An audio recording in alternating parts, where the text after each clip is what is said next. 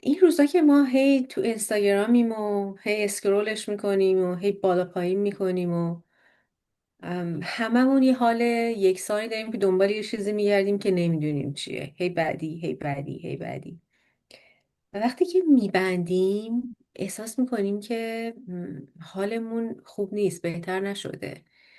یعنی انگار اون حال بعدمون رو میاریم اونجا که مثلا یه تسکینی بگیره. ولی وقتی که 1 ساعت 2 ساعت اونجاییم و میبندیمش، هر چندم که همش پستای نگاه کنیم که به ما بگه آقا این کارو بکنید اون کارو بکنید، نمیدونم توصیه کنن به ما چاکراتون رو باز کنید، باز هم حالمون خوب نیست. حالا دلایل هر کسی بر خودش متعدده، ولی در حال خوب نداشتن هممون مشترکیم. مهم. چرا؟ سوال خیلی خوبی. آه، برای اینی که بخوایم مثلا به این نقطه برسیم که دقیقا بفهمیم چه اتفاقی داره میفته، حداقل از جنبه عصب شناختی نیاز ما بفهمیم که ما در واقع هورمونایی داریم در بدنمون و امیالی داریم در وجودمون که اینها روی کدینگ ژنتیک ما هستن، تو طبیعت ما هستن، بخشی از وجود ما هستن. ولی اگه نشناسیمشون، خب ممکنه که دقیقا چیزی که میتونه کمک ما کنه در مسیر عکسش استفاده بشه. دیزایر یا میل به یک فضای لذت بخش،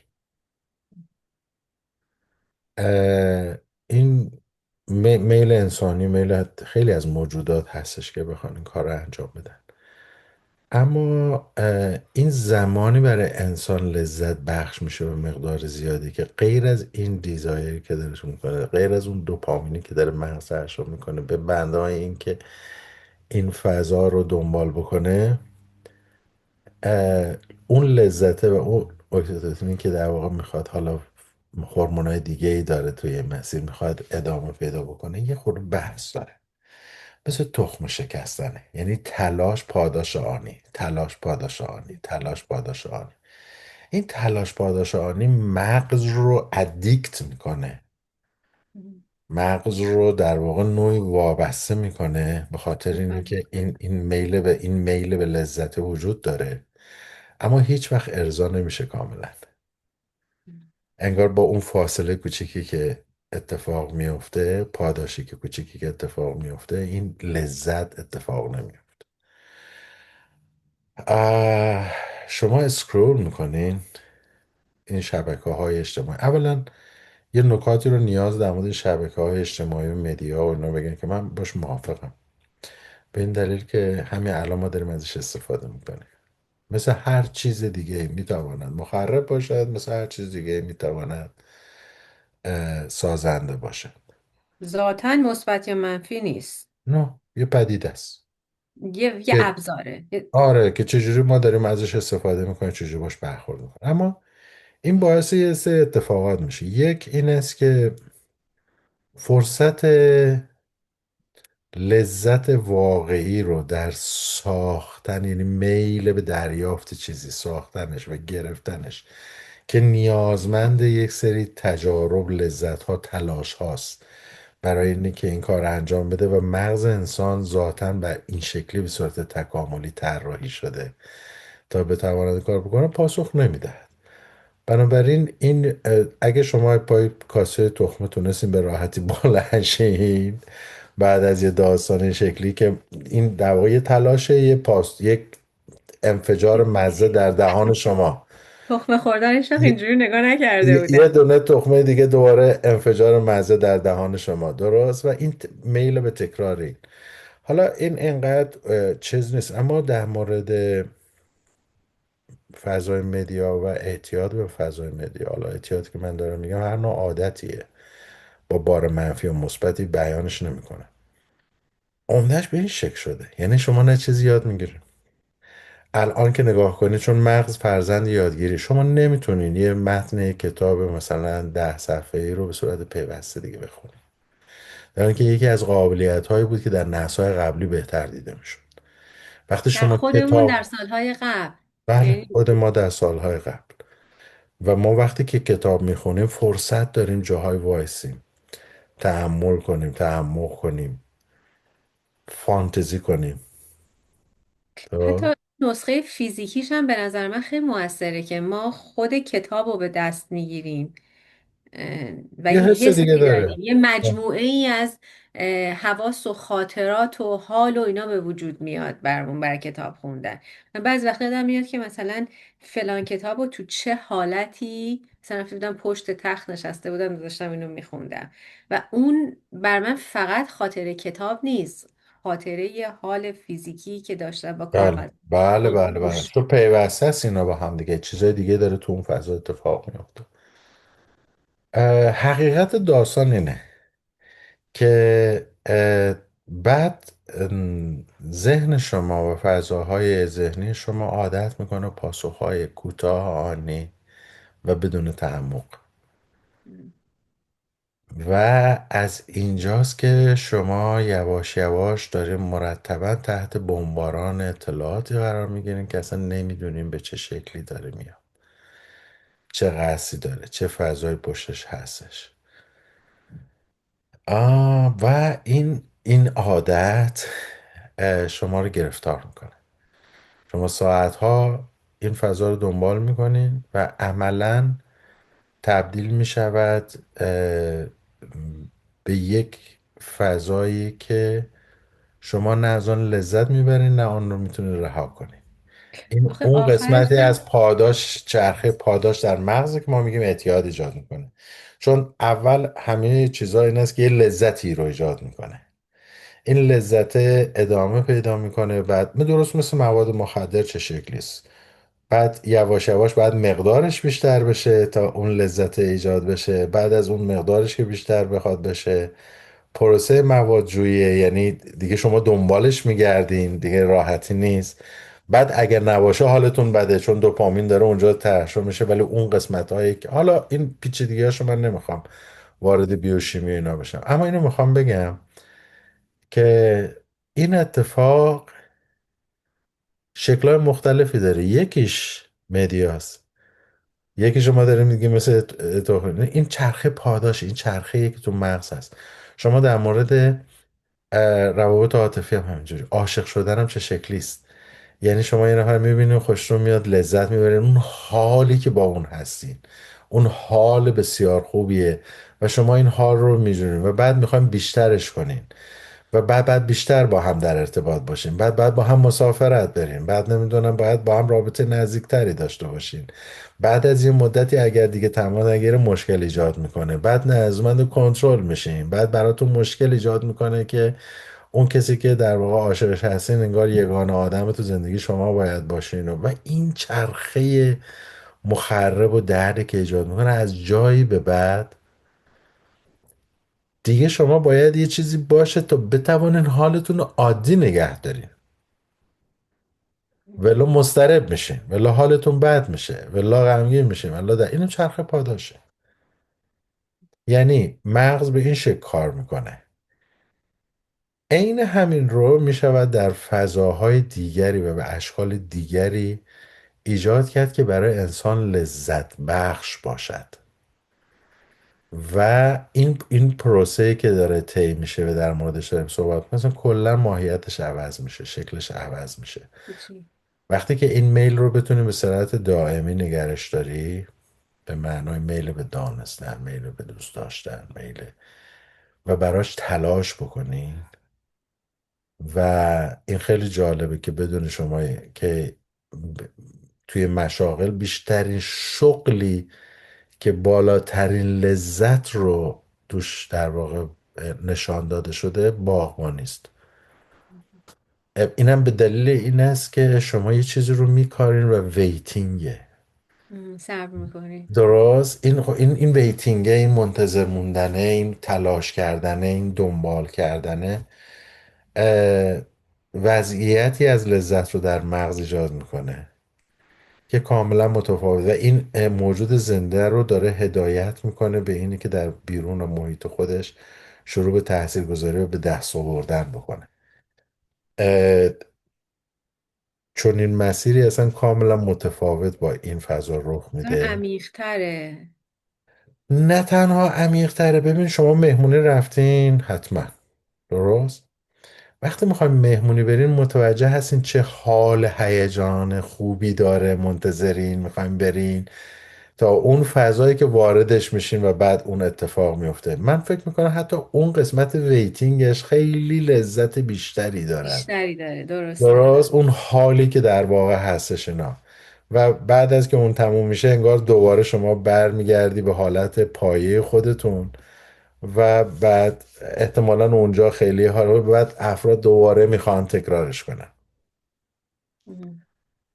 این خاصیت مغزه. از این خاصیت و خاصیت دیده شدن، یعنی تمام شبکه های مجازی از فیسبوک و اینستاگرام و اینا بر پایه اینشه که لطفا منو ببین، لایک میدی، دکمه میزنی، صدا میزنی، یه چیزی خب مینویسی، اونم یه جور پاداشه دیگه.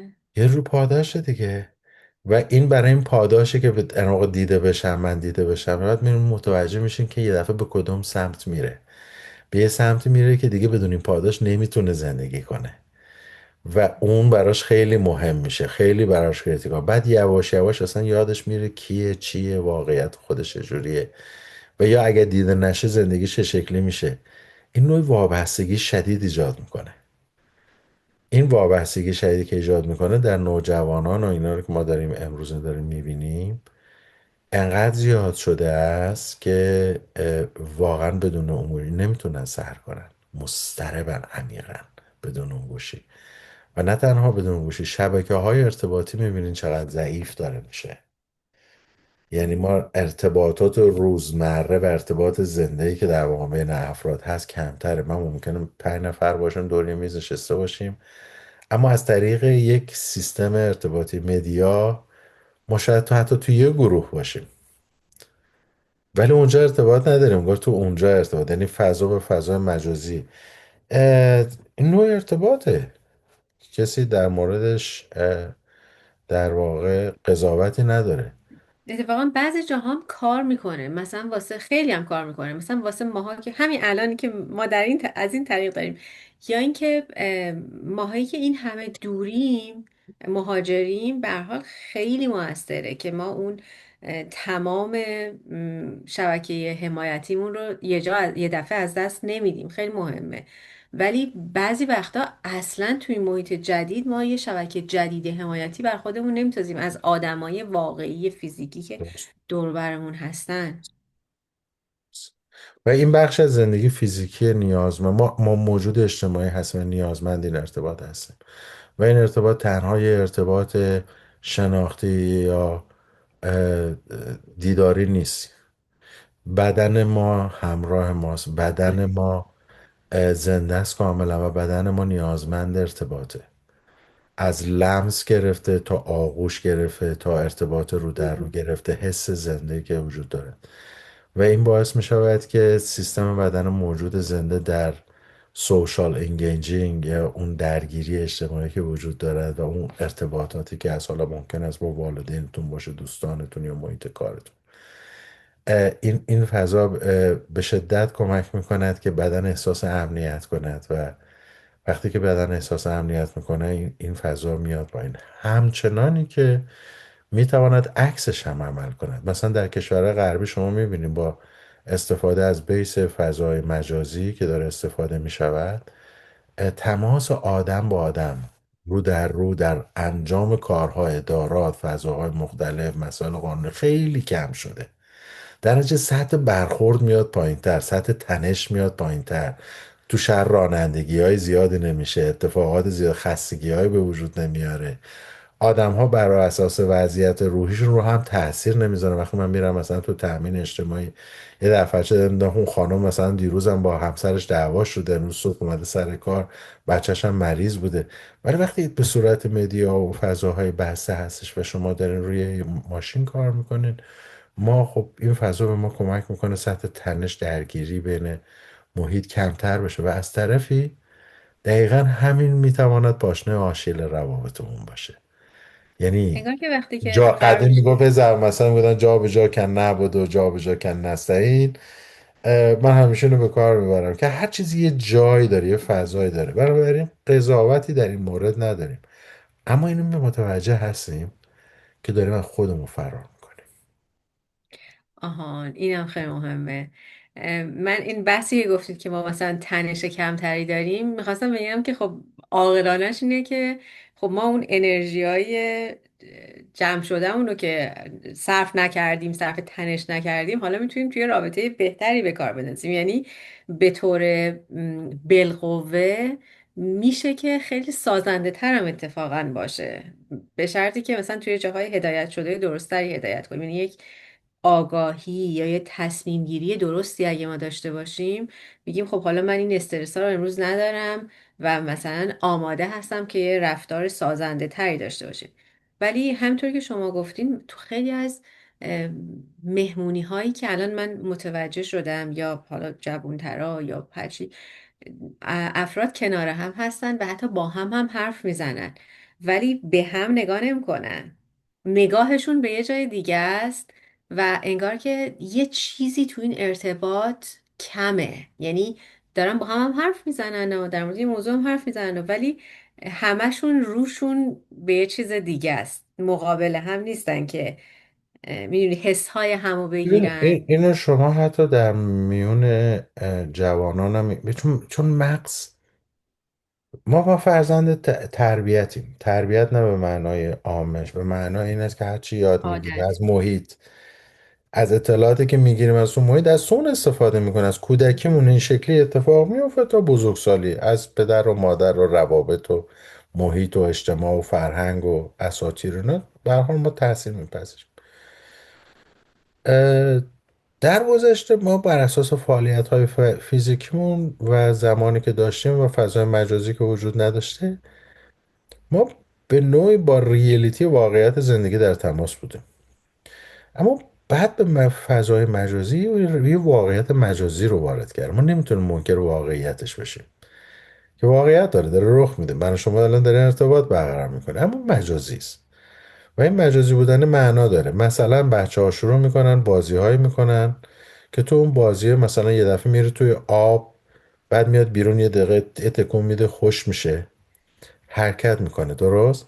یا ماشین رو میزنه به در و دیوار این ور اون ور. این مغز داره یاد میگیره که خیلی از این فضاها آسیبزا نیستن، یا میشود پاسخها آنی حرکت کرد، یا مسائل کانسیکونس ندارن، عواقب ندارن در دنیا.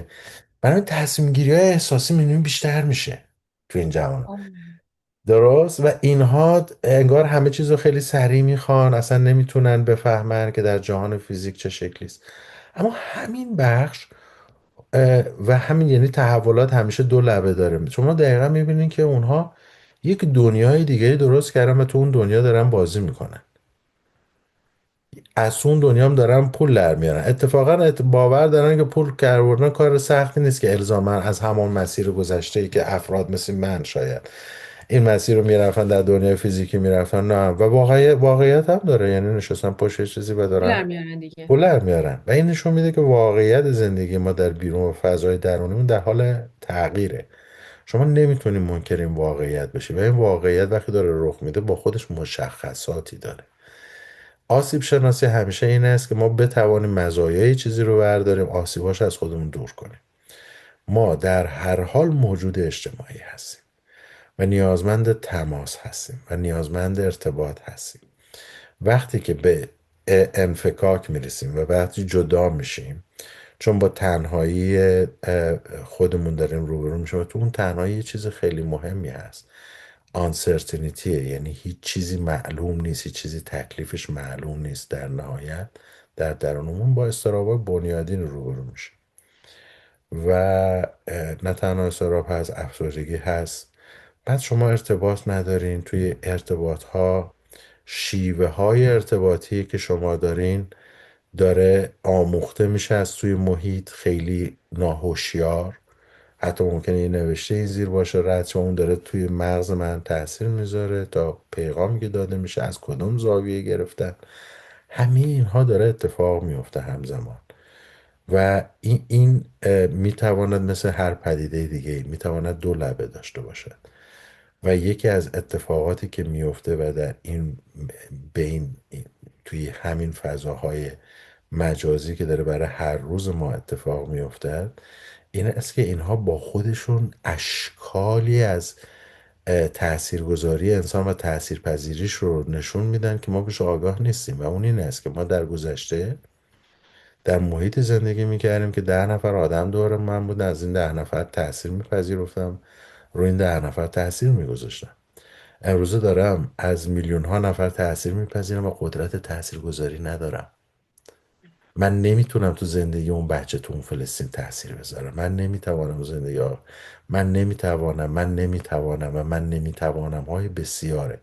این احساس ناتوانی و استیصالی که ایجاد میکنه، نوعی خشم و احساس آزردگی ایجاد میکنه، نوعی احساس گناه ایجاد میکنه از اینکه ناتوانم در تأثیر گذاری روی اینا. یه مقدار اون موقع باید ما توجه کنیم به آسیب‌هاش که افراد واقعا در بسیاری از جهات قدرت تاثیرگذاری ندارن، ولی به شدت دارن بمباران میشن و تاثیر میپذیرن توی داستان و بهش آگاه نیستن به این داستان. یعنی خب این خستگیشو متوجه میشن، حال بد و یعنی وقتی که میبندی اینو احساس میکنی که وای چقدر دنیا سخته، چقدر خسته، مثلا نگار مغز واقعا یه گنجایش هیچی رو نداره و اضافه بر اون چیزی که تو تجربه کردی. و یه نکته دیگه مهم هم هست و اون این است که در یک آزمایش علمی که ما شده در مورد 3 دسته از موشها، به یه دسته از اینا توی پازلای میذارن که اینا برن تلاش کنن و اون پنیر یا اون غذاشون رو پیدا بکنن. در واقع یک تلاش و یک پاداشی باید توی این فضا برن. یه دسته موش ها به صورت عادی این فضا رو براشون گذاشته بودن، در فضای دیگه یه دسته رو انتخاب کردن که هیچ وقت به پاداش نمیرسیدن. یعنی فقط باید میگشتن و همچنان میگشتن و درد رو تجربه میکردن. و در فضای دیگه کلا لذت بود، یعنی با الکترودهای مغز اینها رو در وضعیتی نگه می‌داشتن که شما فکر کنین در یک وضعیت لذت بخش ذهنی با یکی از این مواد مخدر وارد شده و در اون وضعیت بمانید. درست اون لذت هایی که شما رو انگار اونجا هی نگه میدارن. شاید براتون تعجب آور باشه که بگه بگیم کدوم یکی از این 3 گروه زودتر از بین میرن. اونی که خیلی زودتر زود. از همه بیرون در واقع از بین میره، اونی که سرشار از لذت جاش تکون نمیخوره، برای هیچ چی دیگه تلاش نمیکنه. و این موجود زنده محکوم به فناست، یعنی اینقدر جاش میمونه تا بمیره. گروه دوم درده و گروه سوم اون گروهی است که این تعادله یا این بالانسه یا این یین و یانگه یا این ذهن و بدنه، اینها دارن با همدیگه کار میکنن. موجود زنده اینو نیاز داره. این یه خطره، چون شما رو کمک میکنه کمتر و کمتر و کمتر تحرک داشته باشه.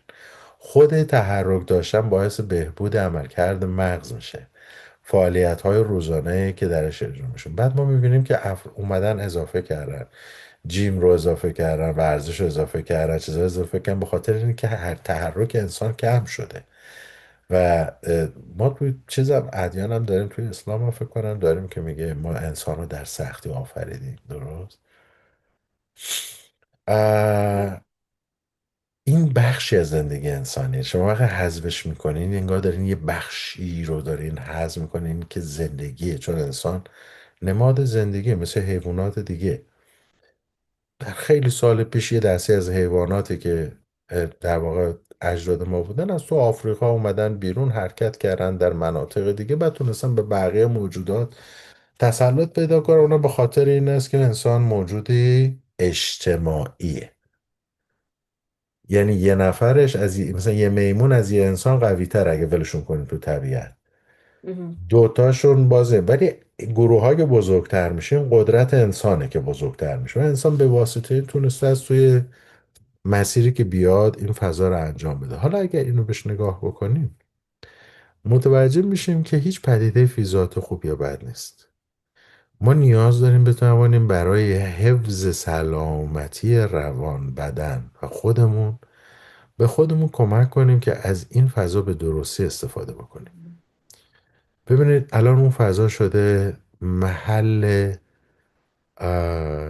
خشک مغزی های ما محل توهین ما، محل توجه گرفتن ما، محل بیخردی های ما، محل خردمندی ما، محل آموزش. الان یوتیوب یه دانشگاه بزرگه، درست، که در دسترس همه آدم ها در سراسر دنیا قرار گرفته. این یک مزیت بی اندازه ارزشمنده.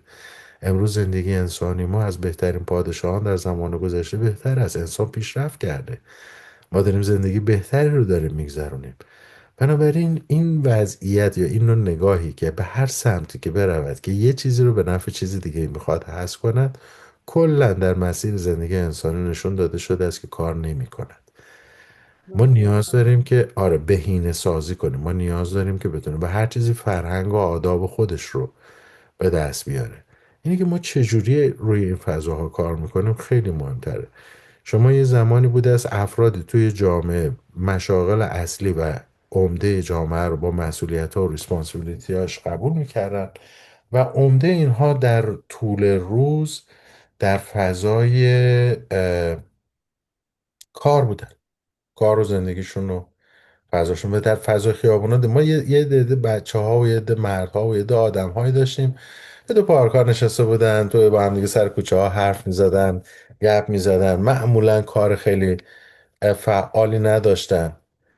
اه، الان گویی انگار همون فضا در فضای مجازی هم هست، یعنی افرادی که کار دارن و مشغول هستن و افرادی که نیستن این رو دارن رو میکنن و این فضا رو حالا این در حقیقت هیکل. اونا دارن میچرخونن و اثر میذارن توی این محیط، اونایی که در خیلی کاری گذشته هم ندارن. همینطور بوده. در گذشته هم اونها داشتن به اینها سرویس ها رو میفروختن، اونها داشتن برای اینها چیزهایی رو که نیازشون تامین میکردن، اونها یه رشد میکردن، اینها در واقع داشتن درجا میزدن توی این قضیه. ولی امروز من فکر میکنم که همراه این دقیقا از همون جایی که دارن این اتفاق برای این افراد میفته، مجموعه هست که هر فردی میتواند زندگی را رشد زندگی خودش رو شروع کنه برای لذت بردن از زندگیش، از خودش، از هویتش، از زندگی که هست. میتونه آموزش های مختلف ببینه، میتونه مطالب مختلف یاد بگیره، میتواند کمکش کنه زبان یاد بگیره، میتونه کمکش کنه بنجاری یاد بگیره، میتونه کمکش کنه شغل یاد بگیره. اما اون وجوه در فضای مجازی میبینیم کمتر مورد توجه قرار میگیره و این وجوهش که به عنوان نوعی سرگرمیه داره بیشتر مورد استفاده قرار میگیره و این علت داره و اون به این دلیله که ما رو دیسترک میکنه، یعنی ما رو تمرکز ما رو از روی خودمون به خودمون بیرون منتقل برمی‌دارن. میکنه. در نتیجه نوعی تسکین موقت، حال بدی است که با خودمون داریم حملش میکنیم و در بیرون اون موقع سوال میشه که اینو اگه از ما بگیرن ما در درونمون چی داریم. اونجاست که استراب و تنهایی و نداشتن خیلی چیزا انقدر ترسناک به نظر میرسه که گویی جای امن‌تری است این اسکرول کردنه و ناخودآگاه به اون پناه میبریم. ما که داستان موشها رو به یاد بیاریم، الزاما این فضا موجب زندگی سالمتر، بهینه، طول عمر بیشتر، زندگی با کیفیتتر و فضای بهتری برای ما نمیشه. بنابراین نیاز اول آسیب شناسی شما بفهمیم، یعنی بفهمیم آسیب از کجا میرسه تا ببینیم چجوری میخوایم باش کار کنیم. این اون موقع است که شما دقیقا باید برگردی به ریشه های خیلی از مسائلی که شاید شبیه اعتیاده. یعنی باید فهمید که اعتیاد نه اینکه مواد رو جمع کرد یا فضا رو بس یا باید فهمید که ما چه چیزی اینها رو میبره، ما رو به سمت این فضاها میبره. یعنی بازی ما شبیه یه تحقیق. نشانه ببینیم که این نشانه چیه در درونمون، یعنی آره ببین یه مثال برات بزنم اینجوری که توی تحقیق که توی امریکا انجام شد در مورد گرایش به جرم و خشونت و اینها یه تحقیق انجام شد که تو اون تحقیق یه نکته خیلی جالبی داشت و اون این بود که زمانی که داشتن این تحقیق رو انجام میدادن گفتن بچه ها چجوری جذب این گنگا میشن تو محله های مثل هارلم و اینا توی نیویورک و اینا باید جذب مواد میشن، جذب گرفتارن. وقتی این مطالعات دنبال شد به این منظر رسیدن که اینها اغلب از خانواده آسیب دیدن، یعنی شروع اعتیاد و سیگار و مواد و مسائل دیگه حالا به هر شکلش که جلو میره و مشروب از گسست عاطفی خانواده شروع میشه. یعنی بچه هایی که بگیرن دچار گسست عاطفی با خانواده هستن به هر شکلی که هستش، اینها استعداد این رو دارن، انگار شرایط مهیا می شود که جذب گروه ها بشن، چون اون گروه ها بهشون هویت میدن، بهشون یه اسم میدن، اونا اگر اون مسائل تقلید بکنن یا انجام بدن یا فضا پذیرفته میشن. از همین وضعیت بعد جذب گنگ ها میشن و اون فضای کرد از همین استفاده کردن، اومدن یه برنامه رو گذاشتن، در واقع مطالعه دراز مدتی هم بود و موفق هم بوده، و اون این است که اومدن ریش سفیدای هر محله رو پیدا کردن و اومدن کارهای شهرداری رو به اینها واگذار کردن که اینها از طریق همون جوانان اینا رو دور هم جمع کنن، هویتی برای ساختن اون محلات بهشون بدن. درست؟ و ما با شدت بسیار بالایی افت جرم و جنایت و خشونت رو تو اون مناطق میدیدیم. مسئله خیلی پیچیده ای نیست، یعنی امروزه هم مثلا میگن اه، توی مناطق مثل غزه و اینام که دارن صحبت میکنن همینو میگن، میگن در جاهایی که افراد گرایش های تروریستی پیدا میکنن به دلیل جرم و خشونت و نیازهایی که اونجا برآورده نمیشه و مسائل مالی که وجود دارد که امروز همراه هم دیگه هستن، شغل درست یا مسیر درستی ندارن. صحبت این میشد که این رو مناطق رو تبدیل به مناطق توریستی بکنه که زندگی آدم ها از توریست و اون فضا بگذره، خودشون پاسدار اون صلح و اون فضای خواهند بود. دیگه گروه های تروریستی نمیتونن از تو اینا نیرو به سادگی بگیرن. بستری براشون وجود نداره. آره آره، یعنی این شناخت انسان. حالا اگه ما به توی جامعه هایی که مثل جامعه خودمون جامعه ایران نگاه میکنیم به قضایا، ما یک جامعه ای رو داشتیم که بستر عمده اجتماع در واقع از اجتماع حذف بوده و انگار فقط قشر الیت یا قشر برجسته، حالا به هر شکلی، حق دیده شدن داشتن. فضای مجازی این حق رو به همه سپرده. درست؟ و ما میبینیم اشکال مختلفی از اینها داره تشکیل میشه، داره دیده میشه، گروه های مختلفی هستن. اما وقتی نگاه میکنین چیزی در فضای مجازی خارج از آن چیزی که در روابط عادی ما در گذشته اتفاق میافتاده اتفاق نمیافته. فقط قدری فضا بازتر شده و آن چیزی که قبلا دیده نمیشده دیده میشده. یعنی چی؟ یعنی جرم و جنایت که همیشه بوده در کشور، ولی الان به راحتی دیده میشه. مم. الان فرصت انتقالش هست، الان فرصت دیده شدن نابهنجاری ها بیشتر دیده میشه، فضاها بیشتر دیده میشه. این به این نیستش که الان دنیای بدتری شده یا فضای پیچیده تری شده، این فقط به معنای این است که این چنین امکانات اجازه دیده شدن این فضاها رو داده، همونطوری که اجازه دیده شدن فضاهایی که میتونه کمک کنه برای زندگی کردن به ما هم داده. و درست. ما خیلی نه ما زندگی بهتری داریم. من امروز تو خونه میتونم کار کنم، خیلی نیاز ندارم خانوادم جداشم، با خانواده وقت بیشتری میذارم. مدیا کمک هم میکنه، من بسیاری چیزها رو میتونم امروز اینجا بنشینم یاد بگیرم. یوتیوب خودش یکی از این دانشگاه بزرگه. بنابراین ما وقتی بفهمیم مکانیزم این آسیبو، اون موقع متوجه میشیم که چجوری نیاز این چرخه رو معکوس کرد. لذت رو ماندنی تر کرد. ما یه مراقبه داشتیم 30 شبه، مهم. مخصوصا به این دلیل بود، به دلیل اینه که ما با معجزه طرف نیستیم. ما اگر میخوایم حتی روی مغز هم تاثیر بذاریم، نیازمند این هستیم که ریوایرینگ کنیم، یعنی انگار مسیرهای جدید عصبی ایجاد کنیم، نوعی تجارب تمرین کنیم. جدیدتر که باعث فعال شدن بخشای از مغز بشود که قبلا فعال نبوده. بنابراین دایره و اون منبع سورس پاسخدهی ما بزرگتر می شود، چون مهم. مغز ما در واقع اون پردازنده بزرگ این سیستم حیاتی است که داره اینجا رخ میده. بنابراین این که ما بتوانیم این کار رو انجام بدیم بخشش از همین فضاست. یعنی ما میتوانیم از این کمک بگیریم، با دیدگاه جدیدتر آشنا بشیم، با مسائل بیشتر آشنا بشیم و این مسیر رو عوض بکنیم. و قطعا اونجا شما توش مزایا و لذت های مخصوص خودش رو داشته. شما شاید برای یک زبان ساده رو یاد گرفتن خیلی قبلا باید به جای مختلفی رو وقت و میزدیم که هزینه وقت صرف می‌شد. الان به میکردیم. راحتی برای شما در دسترسه. اما اه، این در دسترس بودن و این تنوع بسیاری که ایجاد شده است و این همه ورایتی و شکل‌های مختلفی که ایجاد کرده، تصمیم شما رو در ادامه مسیر سختتر میکنه. شما بین اطلاعات فیک و اطلاعات واقعی گیر میکنید. این شما قدرت تشخیص اینو ندارین و این میتواند نقطه ضعف باشد، میتواند نقطه قوت باشد، میتواند نقطه ضعف باشد وقتی که شما بهش به درستی نگاه نکردین.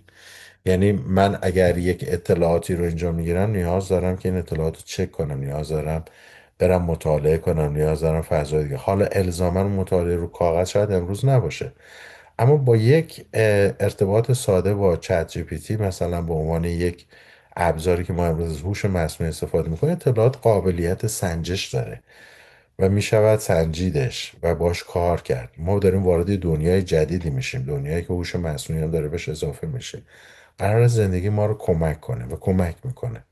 میتواند دقیقا برای این باشد که حالا ما باش فال حافظ بگیریم اگه قبلا نمیگرفتیم، میتواند برای این باشد که باش بخوایم نمیدونم فالای قهوه، نمیدونم همه کار میشه باش کرد. ام. اوکی.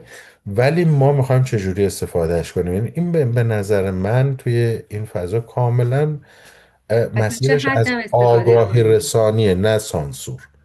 یعنی ما آره، با نیاز و تا چه داریم. حدی هم استفاده کنیم؟ مثلا اینکه ما آیا اضافه تر از مغزمون استفاده کنیم یا بدیم همه چی او برام حساب کنه؟ یعنی همه اینایی که شما میگین شما از تینکینگ میخواین در موردش استفاده کنین یا از تات؟ اینفورمیشن. یه اینفورمیشن، شما اینفورمیشن و تاوت و افکار میتونین باش کار کنین.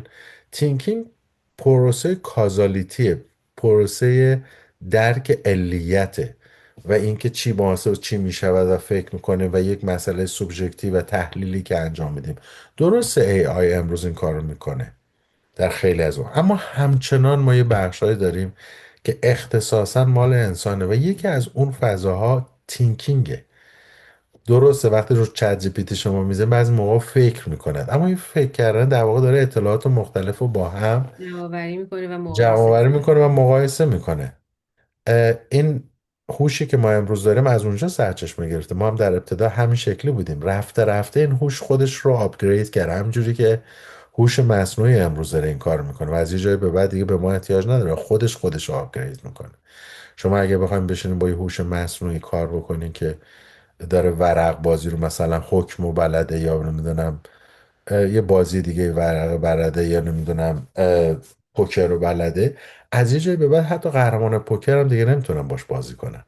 از اونجا به بعد خودش با خودش بازی میکنه، خودش داره خودش رو ارتقا میبخشه در راه حلا و در واقع الگوریتمایی که داره و اون کار میکنه. این هوش ما هم همینجوری تکامل پیدا کرده. اما جدای از اون هوش، حیاتی در ما جریان داره مهم. که این حیات مشخصات خودش رو داره و شما به هیچ ماشینی نمیتونید بدینش. یکی از اون در واقع مشخصات رو که در مورد حیات داره، سیستم پیچیده عصبیه که وجود داره و این سیستم پیچیده عصبی که وجود داره و بدنی که زنده است و در کاملا در ارتباط با اونه، انقدر در واقع پیچیده است و انقدر معجزات درش دیده میشه که من بعضی موقع در مورد هوش مصنوعی اینو صحبت میکنن که احساس خطر میکنم، من همیشه با یه لبخندی نگاه میکنم بهش که جای حیات رو هیچ چیزی نمیتونه بگیره. یعنی چنان موجود بی بدیلیه و توی این فضا ما در بهترین حالت میتونیم ژنوم یه چیزی رو دستکاری کنیم، ژنتیکش رو یه چیزی با یه چیزی ترکیب بکنیم، یه چیز دیگه در بیاریم، اما اون اطلاعاتی که روی ژنوم هست اونها سالیان سال انگار تو تکامل رشد کرده، خیلی چیزها رو با خودش منتقل میکنه و همون من فکر صبری که میکنم میگین در طول سالیان، اون صبری که اتفاق افتاده الان این پاداش میشه اینجوری نگاش کرد که این پاداش اونه. بسیار زیاد، بسیار چیزایی که شما حتی من میگم انسان خیلی موجود مجبوریه. مجبوره.